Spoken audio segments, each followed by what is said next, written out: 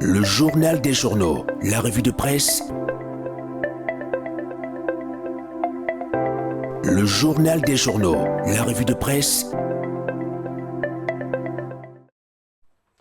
Marcelin Niébé est déjà sur ce plateau pour ouvrir le bal de la revue de presse de ce mois d'octobre. Marcelin Niébé, bonjour et bienvenue.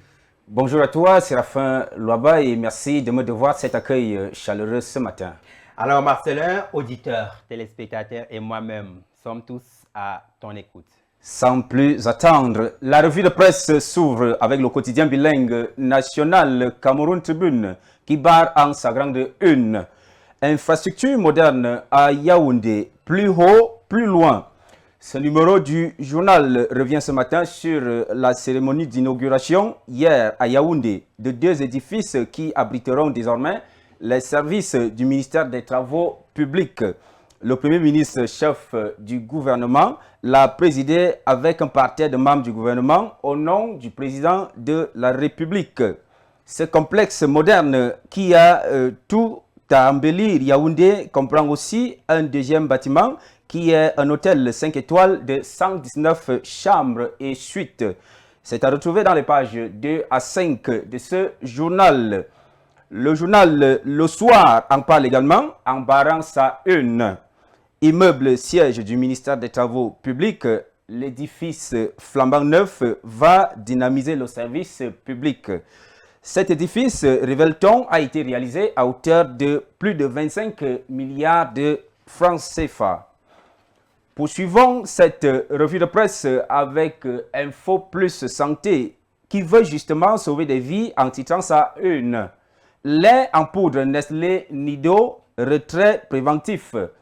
Nous tirions déjà la sonnette d'alarme la semaine passée et c'est donc fait. Le ministre de la Santé publique, Dr Manaouda Malachi, après constat de non-conformité de ce lait, a ordonné son retrait préventif immédiat du marché. Ceux qui l'ont déjà consommé sont invités à signaler tout événement indésirable dans les structures sanitaires les plus proches. Journée mondiale du cœur, 925 bourses spécialisées pour former les médecins d'Afrique. Tel est donc le titre qui bat la une du quotidien Éco-Santé ce matin. La raison qui vaut donc cette main tendue est la récurrence des maladies cardiovasculaires sur le continent africain. La bienfaitrice, la fondation Merck, compte inverser la tendance aux côtés des premières dames. C'est en page 5. La voix des jeunes pour clôturer cette revue de presse titre Insécurité dans la Damawa, une lettre ouverte au chef de l'État.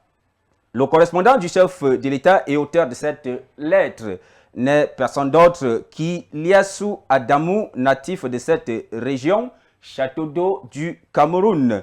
Les actes barbares qui endeuillent et appauvrissent du fait des demandes de rançon, les populations ont poussé ce citoyen à implorer auprès de Paul Biya une réponse rapide pour restaurer un climat d'épanouissement dans toute la région. C'est en page 3. C'est donc tout ce qui a été prévu en presse ce matin. Vous n'avez qu'à vous rendre au kiosque le plus proche, vous procurer votre journal pour justement avoir d'amples éclairages sur toutes ces informations qui vous ont été données ici. Merci à toi, Séraphin. Merci Marcelin et à très bientôt. Mesdames, Messieurs, c'est tout pour cette édition du Journal des Journaux. Merci de l'avoir suivi et bonne suite de programmes sur Vérité TV et Success Radio. Salut à tous. Au Cameroun, un peu plus d'un an.